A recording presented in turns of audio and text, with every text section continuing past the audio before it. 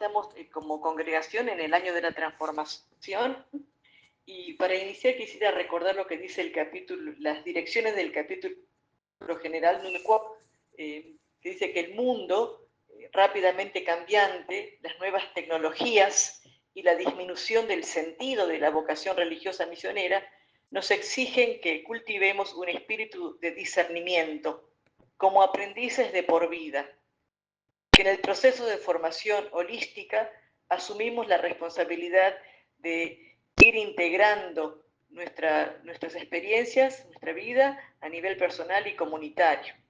O sea, este proceso de integral, holístico de formación tiene que ser personal y comunitario, y que somos aprendices de por vida. Entonces quisiera invitar a que empecemos esta reflexión tomando conciencia de que cada una de nosotras tenemos una tarea de aprender cada día de nuevo. Cada día es una nueva oportunidad de aprender. Y aprender no solamente con la cabeza y con lo discursivo, sino aprender como acoger lo que el espíritu nos ofrece, la vida nos regala, las circunstancias y la realidad se presenta a nosotros, transformándonos. Pero para poder transformarnos tenemos que estar abiertas a recibir lo que el espíritu nos da, lo que la divina Ruá nos susurra, y para que pueda ser significativo la transformación, tiene que ser también una toma seria de responsabilidad personal. La formación y la transformación no viene de afuera, sino de adentro. Y todo esto es lo que dijimos en el capítulo general, que queremos transformar el mundo con compasión, pero no podremos transformar el mundo con compasión si no hay una transformación personal. Por eso también quisiera aquí invitarnos a unas a otras a reconocer que en este mundo de hoy, de los grandes cambios, con las nuevas tecnologías, con los desastres ecológicos, las calamidades, con la situación tan frágil que vivimos como humanidad, y donde también no solamente falta el sentido de la vocación religiosa misionera, sino que disminuye también el sentido de la vida, el sentido, el propósito, la razón de vivir que tenemos los seres humanos en este mundo. Y por eso tenemos que cultivar, la palabra muy importante es cultivar. ¿Cómo cultivamos este espíritu de escucha, que no es otra cosa que la de discernir? Y el discernir es escuchar en las comunidades, que es una práctica muy importante en este tiempo como signo importante de la historia, como signo de los tiempos. Entonces, como acto de responsabilidad, estamos hoy aquí a honrar que somos aprendices de por vida. Y dice también nuestro capítulo que somos urgidas a realizar un camino profético de transformación. Creo que estamos en este sentido también como iglesia y como congregación a nivel personal y comunitario, transitando el camino sinodal, que es el modo de ser iglesia, ponernos en camino, un camino que implica salir de nosotras mismas, ir al encuentro de los otros, y en ese encuentro con los otros, caminando juntos, percibir que no caminamos solos y solas, sino que Jesús camina con nosotros.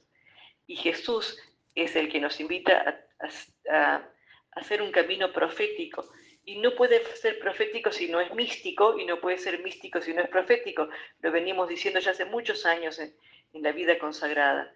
Y queremos también por esto retomar esto, ¿no? Retomar que la transformación pasa por un camino, y saber que el camino es de estar aprendiendo unos de otros, aprendiendo del Espíritu, día tras día. Acá hay una pequeña frase, no sé si ustedes la llegan a leer, de Anthony de Melo, que dice: todo el mundo piensa en cambiar a la humanidad y casi nadie piensa en cambiarse a sí mismo. ¿Sí? Somos muy ágiles y muy rápidas en querer que todo el mundo cambie, y damos nuestros comentarios, damos nuestras ideas, hacemos nuestras críticas, pero creo que lo que Anthony de Melo presenta aquí es algo que Jesús mismo nos vino a traer con el Evangelio, cuando dice, y lo estamos viviendo en este tiempo litúrgico de Cuaresma, que dice: conviértete y cree en el Evangelio. Eso, así decíamos cuando comenzamos con el miércoles de ceniza. Conviértete, conviértete tú. La invitación es a una conversión personal. Cada uno tiene que escuchar esa voz. Conviértete tú, convertite vos. Y entonces si vos te convertís, habrá un cambio también en el entorno. Y otra frase de Gandhi, que también lo presenta la hermana que nos dio el texto de las reflexiones a nivel congregación, muy lindo, muy rico, de Brasil, que no recuerdo ahora el nombre, que escribió una reflexión muy, muy bonita, y tomé algo de ella también acá, muy breve, para retomar el camino congregacional que estamos haciendo como reflexión, y ella retoma lo que dice Gandhi, un gran revolucionario de la no violencia, y que generó una transformación muy importante en la India y el mundo, y que fue uno muy sencillo, muy, muy sereno, muy pacífico, interior, un hombre de mucha interioridad, y él dice, tienes que ser el cambio que tú quieres ver en el mundo. Está en inglés y lo quería poner en español y no acordé.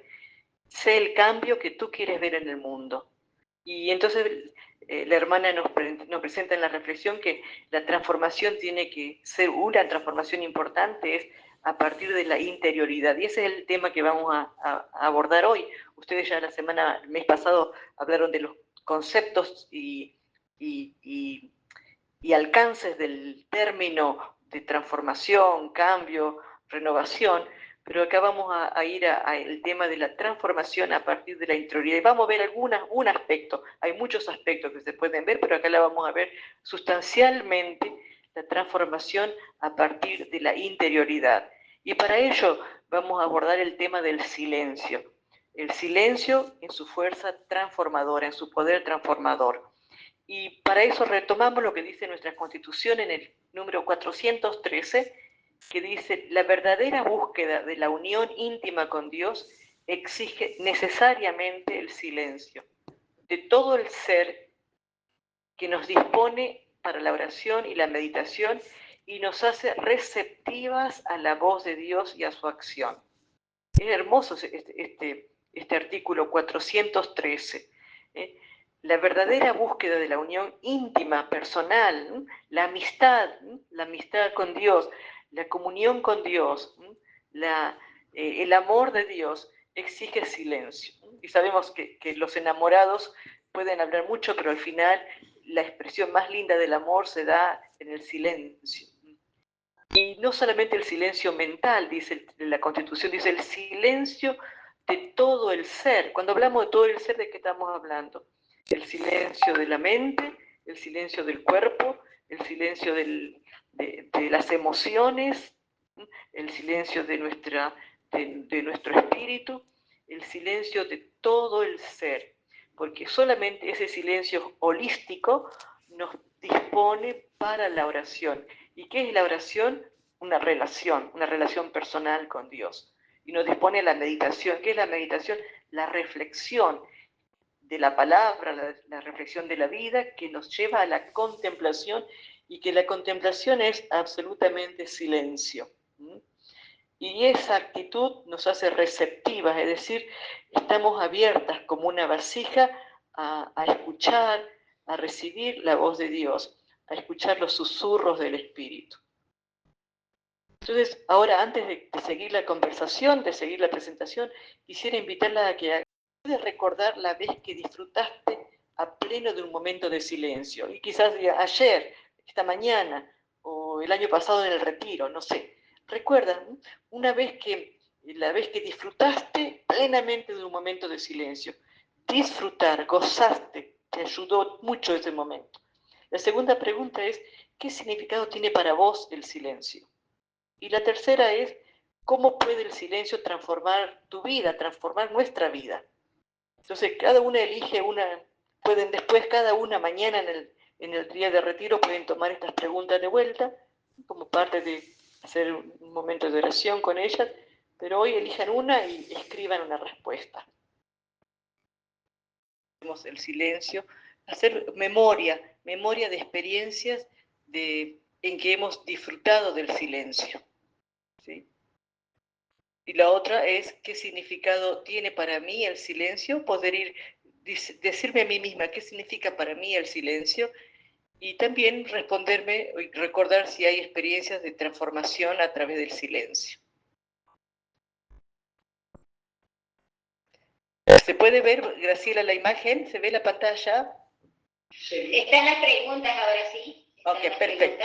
Muy bien. Entonces, para continuar con la reflexión, quisiera traer aquí en este momento el texto bíblico de Primera de Reyes, capítulo 19, del 3 al 15, que lo conocemos muy bien, casi de memoria, y que es un texto que nos va a servir también para meditar mañana, de vuelta, como recordemos la experiencia de Elías. Elías es un profeta y había sido muy bravo, muy dedicado para llevar adelante la misión que Dios le encargaba, incluso había estado bastante violento, de pronto tuvo un gran problema y que las cosas no salían como él imaginaba y le agarró como una depresión, le agarró como un desánimo, pobre Elías. Y como diríamos en castellano cotidiano, se fugó, se mandó a mudar, quería desaparecer. Y sin embargo, Dios que lo conocía y que lo había consagrado, que lo acompañaba, lo seguía muy de cerca, y porque la reina lo quería asesinar, quería eliminar al profeta, y de miedo y de desánimo se escapa. Y ahí en ese escape, en esa huida, en el no querer saber más nada, en estar desanimado, estar desorientado, estar perdido, se va a la montaña y ahí recordamos el texto que dice que aparecen diferentes fenómenos, él percibe, diríamos, escucha distintos fenómenos, ¿sí? Escucha el trueno, escucha relámpagos, escucha como el terremoto, el temblor, que se mueven todas las rocas, y al final, en un momento, dice que escucha el susurro del viento, de una brisa muy suave. Y ahí él tiene un encuentro profundo con Dios, en el silencio profundo, en la altura de la montaña. Algún autor dice, el Señor era un hilo de silencio sonoro. Muy bonita esta expresión literaria, ¿no? El Señor era un hilo de silencio sonoro. Y Elías se deja transformar él mismo en una brisa suave de esperanza para el pueblo, de haber estado violento, agresivo, de haber estado animado, desesperado, desamparado, sintiéndose así. Esta experiencia del silencio profundo lo transforma a él en una brisa suave de esperanza para el pueblo. Y acá viene esta dimensión de cómo también nosotras, cada una de nosotras, puede encontrarse con este Dios que es un hilo de silencio sonoro, suave. Las siervas del Espíritu Santo, en el último capítulo general, también dijimos, usamos metáforas muy lindas, ¿no? La metáfora de la danza, de la Trinidad, usamos la metáfora de la melodía de la compasión, y acá hablamos de un hilo de silencio sonoro de Dios. Y esto es un lenguaje literario que llega a nuestro corazón de mujer, porque como mujeres esto tiene un eco distinto seguramente para el varón, pero para nosotras mujeres esto habla de una delicadeza, de una ternura, de un cuidado, de cómo Dios se encarga en medio de las situaciones más adversas también de ponernos oportunidades para escuchar el hilo del silencio, que el silencio es sonoro. Entonces, esa es la invitación también, hermanas, para tomarse el tiempo de volver al texto de Reyes, ver cómo estamos, mirar a Elías, cómo estaba Elías, cómo estaba él, de dónde venía, cómo venía, lo que le pasaba en su contexto, que podemos ver también cómo está cada una de nosotros en el contexto en que estamos, o cómo está nuestra comunidad, o cómo está nuestro país, y que ahí también quizás el mundo de hoy, tenemos que acercarnos también a la montaña y con honestidad decir lo que nos pasa y esperar ese susurro. Ustedes la semana pasada, paso otra diapositiva, estuvieron hablando con el mes pasado, perdón, el tema de la transformación, los conceptos, y lo que me contó Graciela es que también trabajaron y escucharon el relato de de la transformación de la mariposa, de la oruga en mariposa, y cómo también Teresa de Ávila usa esa metáfora para hablar de la transformación espiritual. Y por eso ponemos a esta presentación de hoy el título La fuerza transformadora del silencio. Y me pareció bonito, traigo acá elementos que leí del padre que ustedes conocen, de Javier Meloni, un jesuita de España, que trabaja mucho con la oración silenciosa y contemplativa. También traje elementos de un gran teólogo de cristología, que es uno de los teólogos de España, que también habla del silencio para la lectura orante de la palabra, y algunos textos del Papa Francisco, y otros autores santos que me gustó retomar, como Richard Roll, como Thomas Merton, los místicos de los últimos años. Y entonces acá Thomas Merton, un místico, dice: la contemplación es esencialmente una escucha en el silencio. Esto de el hilo del silencio sonoro, ¿no? Una expectación, es una expectación, como Elías, que estaba expectante, que estaba ahí, así como con todas sus emociones, pero estaba expectante, porque primero vino el trueno, vino el fuego, el relámpago, y eso lo movilizó, lo puso en un dinamismo distinto, y entonces estaba expectante. Y dice Thomas Merton, la contemplación también, en cierto sentido, debemos empezar a escuchar a Dios cuando hemos terminado de escuchar, dice, ¿no? La contemplación es empezar a escuchar después de haberlo escuchado. Es muy, muy rico esto, porque así como hicimos hoy el recuerdo de experiencias, de silencio, estamos reescuchando la experiencia. Y ahí estamos reescuchando lo que Dios nos está diciendo.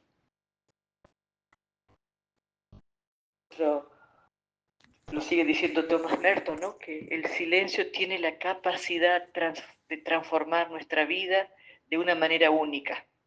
El silencio transforma. El silencio nos permite reducir los estímulos externos para enfocarnos en el presente y en nuestro mundo interno. Y esto me parece fundamental. El silencio nos ayuda a ubicarnos en el aquí y el ahora, nos ayuda a estar presentes a la realidad en la que vivimos, personal, social, comunitariamente. Nos ayuda a enfocarnos y también a estar presente en nuestro propio mundo interior, porque a veces estamos muy fuera de nosotros mismos, estamos muy lejos de nosotros mismos. El mundo de hoy nos distrae, estamos distraídas, estamos desenfocadas, significa estamos descentradas, hemos salido de nuestro centro, el centro de nuestro ser más profundo, el centro para nosotros que es Dios, nuestro yo interior verdadero, y estamos en la superficie, en las apariencias, en lo que nos distrae. Entonces, no hay manera de hacer un verdadero servicio a la humanidad que haciendo un ejercicio de transformación personal a través del silencio. Y para el mundo de hoy, el silencio, nuestro silencio personal y comunitario, es un signo profético, es algo contracultural, porque la cultura de hoy no está facilitando el silencio, no está generando espacios ni educando al silencio. Entonces, es bonito reconocer hoy que el silencio tiene la capacidad de transformar las personas, y podemos decir también, esto que decíamos en el capítulo general, ser también agentes de transformación en el mundo de hoy, ser profetas de transformación con el silencio. Y dice también que el silencio nos educa a soltar, a abandonarnos con confianza y dejar ir nuestras múltiples adicciones y hábitos que nos distancian de nuestro centro, de nuestro ser verdadero, que nos dispersan, que nos hacen superficiales, podríamos decir, que nos hacen mediocres.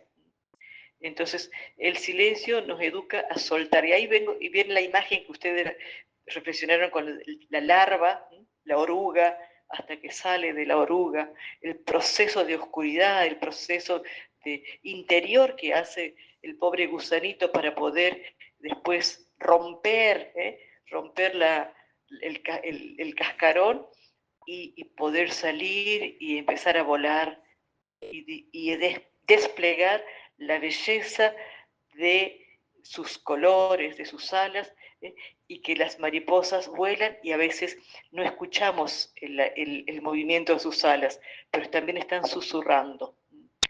Y acá dice que tenemos que aprender a soltar, o sea, el silencio es un ejercicio de desprendimiento, porque estamos aprendidas, estamos agarradas, estamos, diríamos, enganchadas, estamos aferradas a algunas prácticas y adicciones que creemos que nos dan seguridad, que creemos que nos dan sentido, pero son también nuestras seguridades falsas.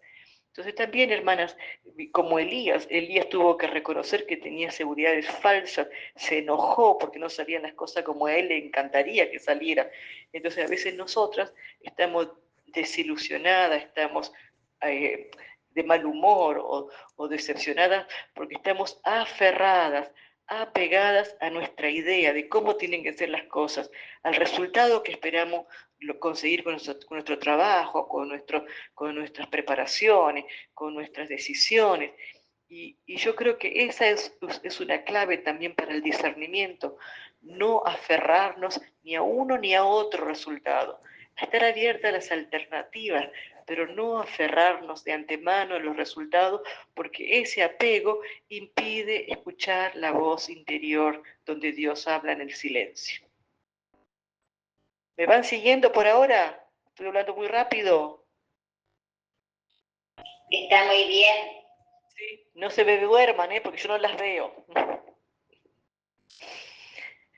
Entonces aquí entramos a que el silencio transformador es un canal para practicar la contemplación y la kenosis, a la que estamos llamadas las seguidoras amigas de Jesús. Porque él, o la verdadera contemplativa, no es el que prepara su mente para un mensaje particular, para un discurso que él quiere o que intenta escuchar, sino que la persona contemplativa permanece vacío, se va vaciando. ¿Vaciando de qué? Se va vaciando de su propio yo, porque sabe que nunca puede esperar o anticipar la palabra que transformará su oscuridad en luz. Dice Thomas Merton, qué bonito, ¿eh? Porque no sabe cuándo va a aparecer una palabra que va a traer luz a su oscuridad.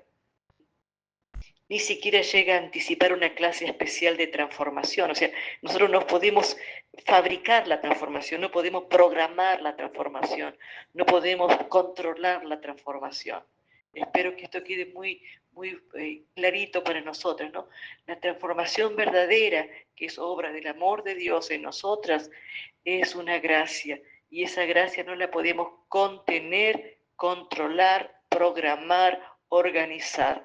Es recibirla, y para recibirla nos tenemos que ir vaciando de nuestros propios programas y proyectos falsos, a veces de felicidad, a veces vestidos como bonitos y auténticos, pero que son mucho un producto de nuestro propio ego. Y por eso vamos ahora a retomar algunos conceptos del silencio. Dice el padre Meloni que el silencio, más que ser una ausencia de ruido externo, es ausencia de ruido interno. Es decir, es ausencia del ego. El ego es lo que el Papa Francisco habla muchas veces, la autorreferencialidad. El yo, y voy a hacer oración y estoy pensando solamente en mi propio programa, en mí, ¿ya? Y voy al trabajo y estoy poniéndome yo primero en mi primer lugar, o sea, y de manera muy sutil a veces, aparentemente estamos como desprendidas de nuestro ego, pero internamente si no hacemos silencio, no nos damos cuenta a veces del juego tan sutil de nuestro ego. Entonces, el silencio es la manera más hermosa y hasta valiente, profética, de enfrentar los enredos, las trampas de nuestro ego y las del mal espíritu también. Sigue diciendo Meloni que el silencio interior puede transformar radicalmente nuestra relación con Dios, nuestra relación con nosotras mismas, nuestra relación con los demás y con la creación. El padre Meloni toma a un filósofo alemán que usa algo muy bonito para hablar de las relaciones a nivel social, a nivel como un análisis, ¿no? Dice que hay como, podríamos decir, como que tres flechas, ¿sí? Y la flecha vertical es el modo de relacionarnos con Dios, la flecha horizontal, lo sabemos, es la de la relación con las demás personas, y una flecha diagonal, que es con todas las cosas, con las situaciones, las circunstancias que vamos viviendo. Y para cada una de esas relaciones, el silencio es fundamental. No hay auténtica relación con Dios, ni con nosotras mismas, ni con la creación, ni con los demás, sin el silencio. Si no hacemos silencio, atropellamos, violentamos, ¿eh? Como diríamos, nos adelantamos. Y al adelantarnos, viste cómo pasa con la mariposa, como querer forzar que la mariposa salga antes de tiempo.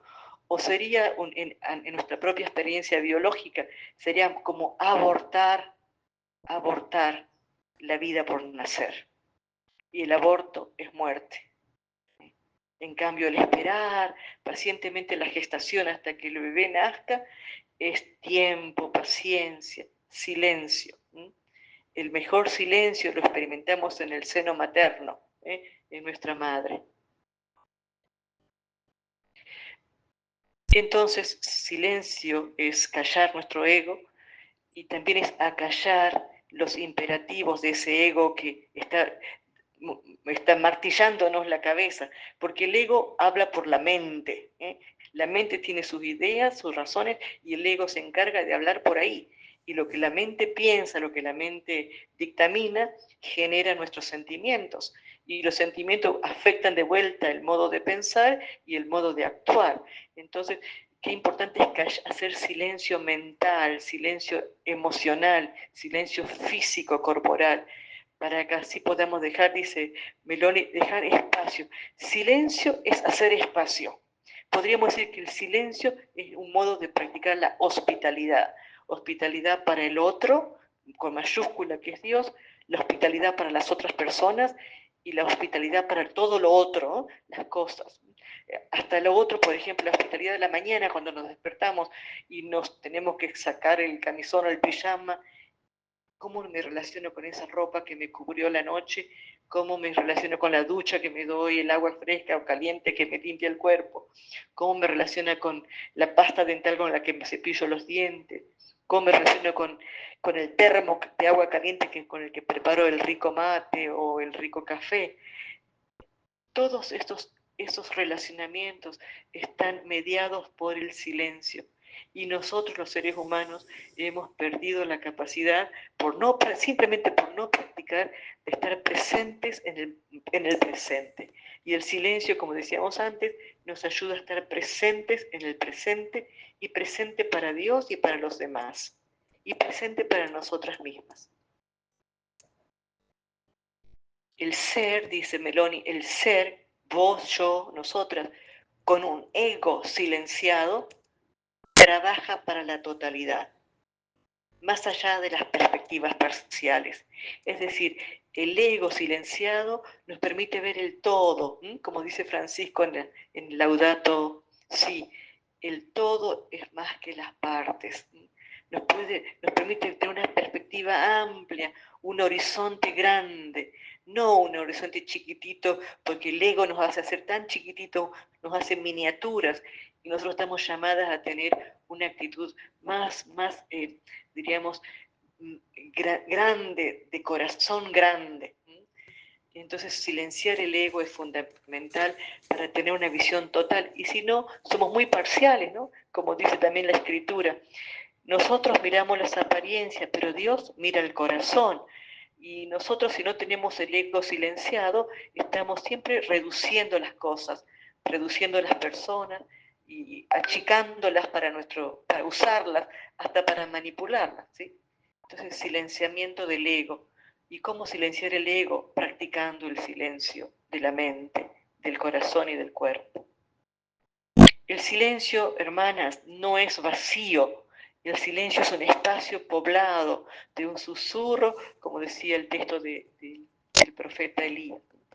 El silencio no es vacío ni tampoco es solitario. El silencio nos conecta con todas las cosas, nos conecta con todos los seres humanos, con los más cercanos y los lejanos. El silencio nos conecta con Dios, el silencio nos conecta con nosotros mismos. Por eso el silencio es un espacio sagrado en el que llegamos a conocernos más profundamente a nosotros mismos. Nosotras mismas somos un ser nacido desde la Trinidad para la relación, para el encuentro, para la hospitalidad.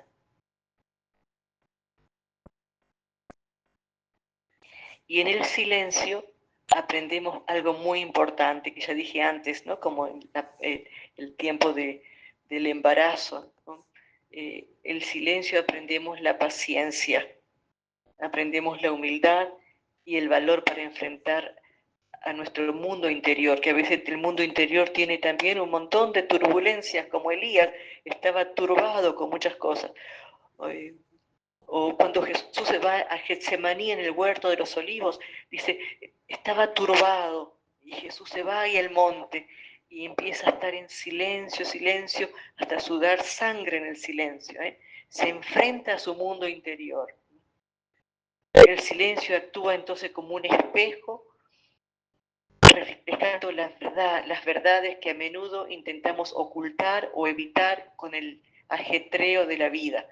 Entonces, qué bonito, ¿no? Cerrar los ojos, dice Jesús en el capítulo 6 de San Mateo, versículo 6. 6 es muy fácil de memorizar. Cuando ores, cuando quieras encontrarte con tu amigo, con tu Dios, entra a tu cuarto, que es tu propio corazón, cierra la puerta y ahí escucha. Y cerrar la puerta es cerrar los ojos, pero el cerrar los ojos no es para permanecer con los ojos cerrados todo el día, sino es para poder después abrir los ojos de una manera nueva, más cristalina, más libre de nuestro ego, poder mirar con otros ojos la realidad. Y el ajetreo de la vida, que todas corremos todo el día, a veces no nos permite descubrir ese reflejo de lo que somos verdaderamente, y por eso a veces no sabemos quiénes somos, y el silencio nos permite reconocernos, o también descubrirnos algunos por primera vez. El silencio nos invita a soltar, ¿no? Acá viene una palabra muy importante, soltar, dejar ir nuestra necesidad de controlar y estar simplemente atento a lo que surge. Se convierte entonces el silencio en nuestro maestro, en nuestro guía, en nuestro amigo, en nuestro compañero, que nos va llevando como de la mano, nos conduce a una nueva forma de afrontar los desafíos de la vida, también a acoger las bendiciones de la vida sin prejuicios. El silencio no es prejuicioso. El verdadero silencio interior no está lleno de condena, de castigo, de prejuicio. Eso es liberador y libera a otros. El silencio nos permite escuchar, acoger y responder a aquel que es la palabra. La palabra se hizo carne y habita entre nosotros. Y habita también con su palabra, que es este hilo silencioso, sonoro. El silencio nos permite tomar conciencia de nuestro ser profundo, de nuestro yo verdadero, en comunión con el ser grande, en mayúscula, el ser que es Dios. Porque dice San Pablo, porque en Dios vivimos, en Dios nos movemos y en Dios existimos. Y a veces corremos tanto que nos olvidamos. Me acuerdo que un gran teólogo y filósofo decía que una de las enfermedades que tiene la modernidad es que sufrimos de amnesia. Estamos todos con amnesia. ¿Qué significa? Decía él. La amnesia es que nos hemos olvidado quiénes somos. Nos hemos olvidado que en Dios vivimos, nos movemos y existimos. Y que en Él, que en el que vivimos y existimos, Él es más íntimo a nosotros que nosotros mismos. O sea, más adentro de nosotros mismos hay un adentro mayúscula que nosotros mismas, ¿no? Es un misterio. Por eso el silencio nos permite encontrarnos con este misterio, con esta verdad que sonora, silencio sonoro que dice quiénes somos. La práctica, y acá quiero insistir, la práctica consciente, diaria e intencional del silencio genera en nosotros también la gratitud y la responsabilidad, la libertad y también la confianza en aquel que nos habita. Y la confianza en nosotros mismos, la confianza en la vida. Entonces, acá, hermanas, quiero invitarlas a que quizás en la oración mañana pidamos esa gracia al Señor. Dame, Señor, la gracia de buscar personal, intencionalmente el silencio, de crear espacios para el silencio y que el silencio cree espacios para escuchar la voz interior, para escuchar el susurro del Espíritu. Pedir la gracia de que el silencio intencional, diario, de cada día, no importa si son, aunque sea 5 minutitos, o si son 20 minutos, o si es una hora, mejor, pero que tengamos diariamente, intencionalmente, como decían algunas de ustedes, a la mañana temprano, o al mediodía, o a la noche, un tiempo especial de silencio, que nos descalzamos, nos sacamos todo lo que tenemos encima para estar simplemente mirando y dejándonos mirar por el que nos habita, por el que está dentro de nosotros. Y esa es nuestra espiritualidad, el legado de Arnoldo Janse, vivir consciente, intencionalmente, cada momento en presencia de la presencia con mayúscula. Y San Agustín decía algo tan bonito, ¿no? Tarde en su poema, tarde amé, tú tan antigua y tan nueva, tarde te amé. Tú estabas dentro de mí y yo andaba fuera. Entonces, aquí, qué bonito, esta invitación a la interioridad. A veces estamos enfermos de exterioridad. Tenemos la patología de lo exterior, la patología de hablar, hablar, hablar, hablar, de no escucharnos a nosotras mismas ni escuchar a los demás de verdad. Entonces, San Agustín viene a volvernos a decir que ser profetas hoy es reconocer que Dios está dentro de nosotros. Porque si yo no lo descubro a Dios dentro mío, ¿cómo lo descubriré a Dios en el hermano, en la hermana, en la persona más necesitada, en los más marginados, en los sufrientes, en los que están padeciendo en este momento la falta de vida, amenazados? Si no soy consciente de que esa presencia que me habita me lanza al servicio compasivo hacia los demás. Y además el silencio nos permite discernir, nos permite tomar decisiones mejores, más informadas. Significa que no tomamos decisiones a las apuradas, sino nos tomamos el tiempo, como hacía Arnoldo Janse, tiempo para pensar, tiempo para juntar información, para reflexionar, para elaborar las informaciones, saber qué cosas, de qué se trata, todos los detalles. También el silencio nos ayuda a resolver conflictos de manera más efectiva y a cultivar relaciones más saludables. Acá viene lo de San Ignacio, todo más, ¿no? La magis, ¿no? Discernir decisiones más informadas, resolver conflictos más efectivos, más efectivamente, y cultivar relaciones más saludables. Que las relaciones nos dan vida saludable que nos hacen dar un bienestar.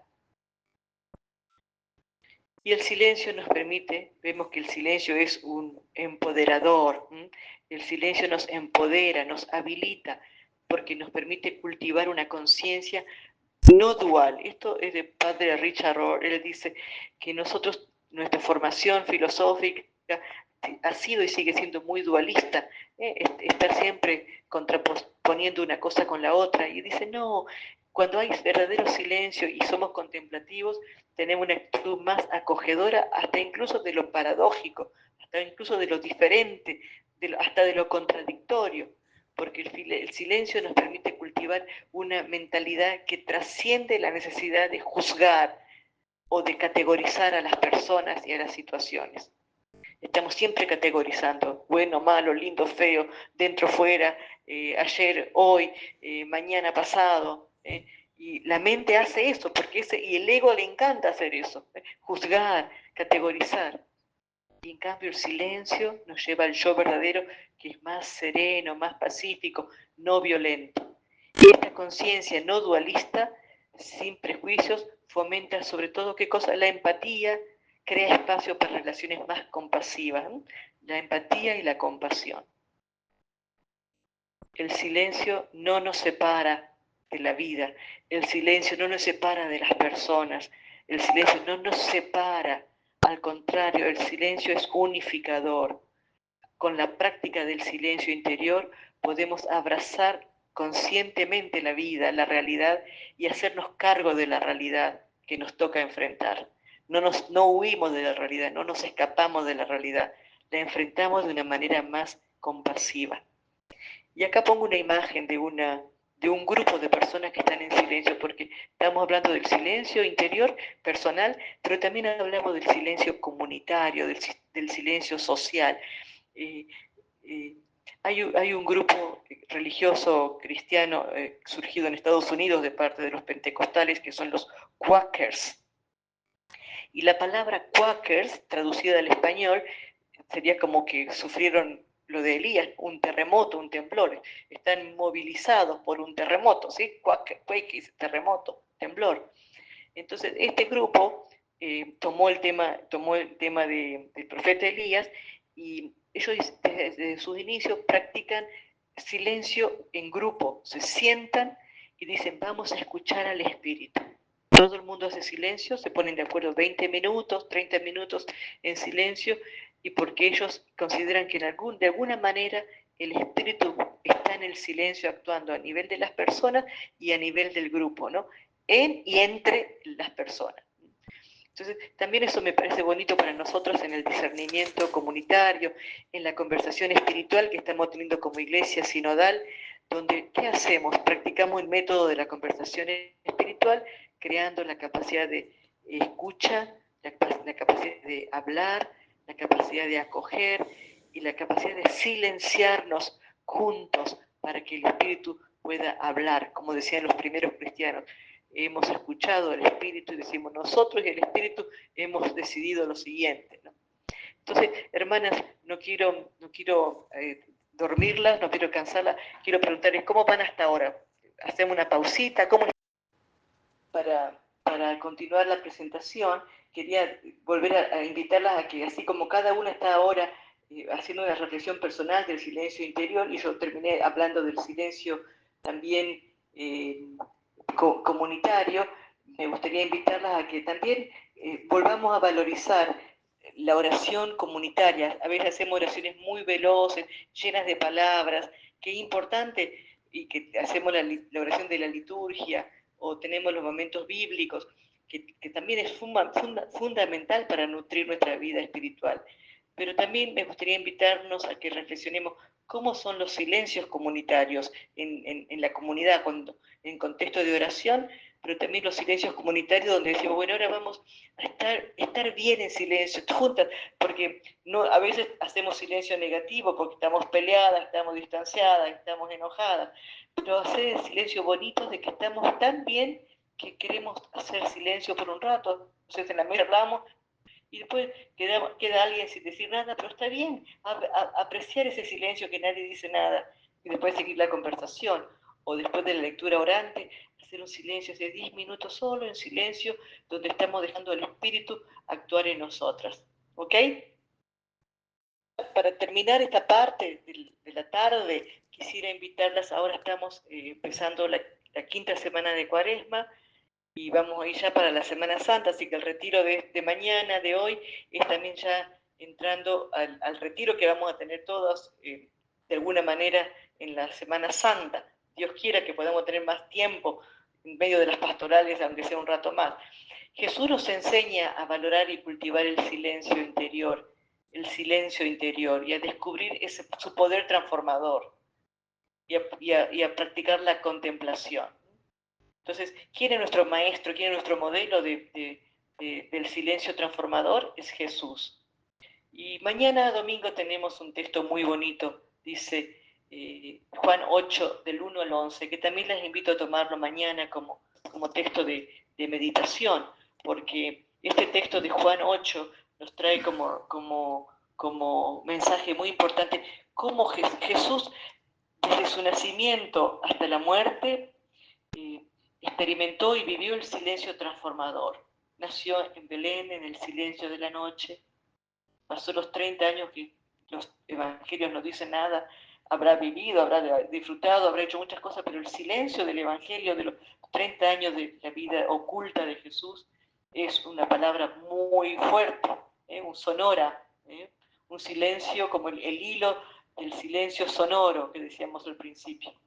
Y después, los momentos de la vida pública de Jesús, Jesús fue un hombre que, como nosotros, buscó los espacios intencionalmente, los momentos para estar con el Padre, intencionalmente para hacer silencio en la montaña, en la noche, se alejaba, tomar distancia.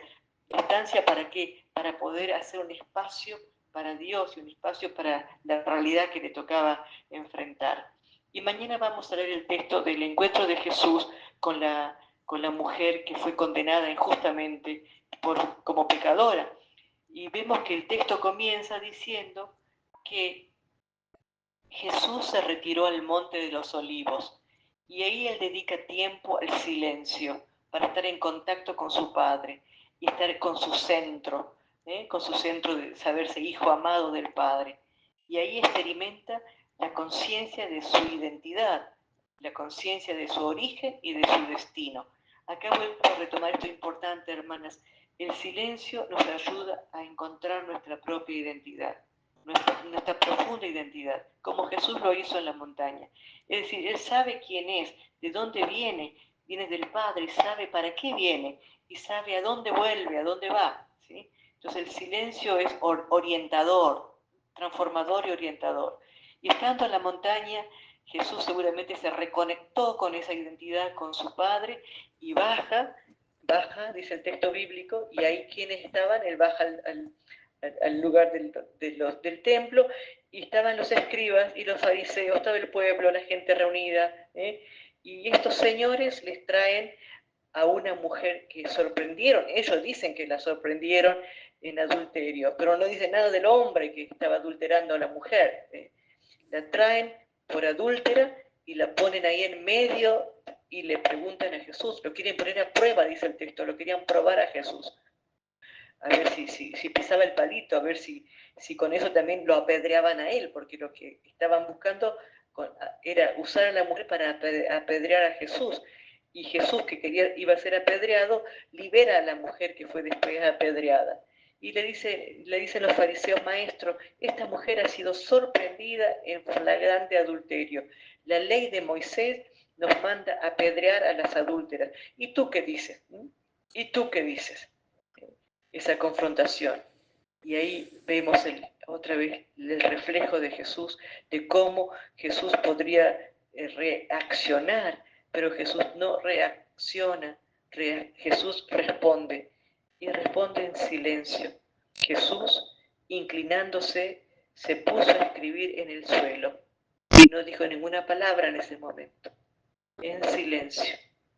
En ese momento Jesús se volvía a reconectar con su Padre, se conectaba con su propia identidad y se conectaba con el dolor, con la crueldad que esta mujer estaba sufriendo y la crueldad de todas las personas que son juzgadas injustamente o que son maltratadas injustamente.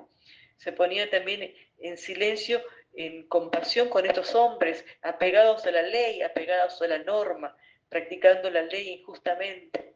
Se ponía en silencio, en solidaridad con esa realidad humana que nos lleva a juzgarnos, categorizarnos, marginarnos unos a otros.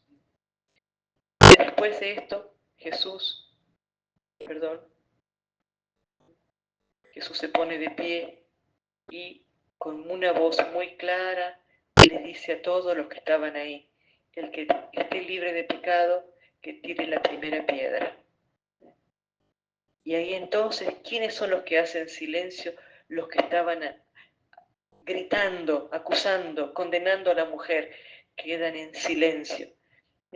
La presencia de Jesús es bondadosa y compasiva, liberadora, es capaz de silenciar las bestias que tenemos dentro, los acusadores que tenemos dentro, y al gran acusador, que es el demonio. En la Escritura, el diablo, el demonio, es denominado el acusador. Y nosotros, cuando acusamos a los demás, estamos siendo instrumentos del mal espíritu, ¿sí? Y Jesús silencia a esos malos espíritus y las personas empiezan a retirarse, desde el más anciano hasta el más joven, dejando sus piedras. Y Jesús se encuentra a solas con la mujer y le dice: mujer, ¿quién te ha condenado? Nadie te ha condenado. Yo tampoco te condeno. Vete y no vuelvas a pecar. Y ahí Jesús le abre a la mujer un nuevo camino de esperanza, un nuevo camino creado por la compasión y la misericordia. Volviendo al tema de Elías, Elías que estaba desesperado, desanimado, ese susurro, esa voz del silencio de Dios, lo anima a hacer un susurro de esperanza. Esta mujer seguramente se transformó en una gran misionera de esperanza, porque experimentó el encuentro sanador, liberador de la misericordia. Y acá quiero retomar lo que decía San Francisco de Asís, ¿no? ¿Se acuerda que San Francisco le decía a sus discípulos, a sus hermanitos, vamos a predicar? Y daban vuelta por la plaza, y daban vuelta por la plaza, y uno le dice, pero, che, Francisco, ¿cuándo empezamos a predicar? Y le dice, ¿qué estábamos haciendo? Y quedan en silencio, porque Francisco les dice, predica el Evangelio en todo momento, y cuando sea necesario, utiliza las palabras. Fíjense, ahí está la importancia para nosotras, misioneras del Espíritu Santo, de ser predicadoras del Evangelio en todo momento, y si alguna vez es necesario, usar las palabras, sino con la vida. Jesús está diciendo así como hizo con la mujer, que no la condenó, con la compasión, con la misericordia, con la bondad. Y dice San Tomás Keating, el gran místico, que también vamos a escuchar en otro encuentro, la próxima vez que nos encontremos voy a hablar más de él y de su enseñanza: el silencio es el lenguaje de Dios. Todo lo demás es una pobre traducción. Repito, el silencio es el lenguaje de Dios. Todo lo demás es una pobre traducción. Y así entramos entonces, hermanas, a la Semana Santa próxima, a este tiempo bonito que tenemos de la liturgia, para honrar el amor de Dios, contemplando y dejándonos contemplar por su amor misericordioso. Y termino la presentación con un texto de Madre Teresa que dice: tenemos que encontrar a Dios, y Él no se puede encontrar en el ruido y en la inquietud, en la turbación. Dios es el amigo del silencio. Ver cómo la naturaleza, los árboles, las flores, la hierba crece en silencio. Ver las estrellas, ver la luna, mirar el sol, cómo se mueven en silencio. Necesitamos silencio para poder tocar las almas, para poder llegar a las personas en silencio. Y como